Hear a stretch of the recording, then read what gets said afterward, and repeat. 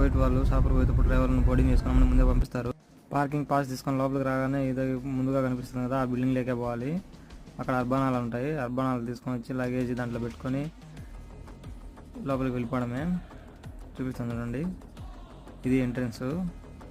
లోపలికి వెళ్ళిన తర్వాత అసెన్సీర్ ఉంటుంది, అంటే లిఫ్ట్ ఎక్కి ఫస్ట్ ఫ్లోర్ పోవాలి.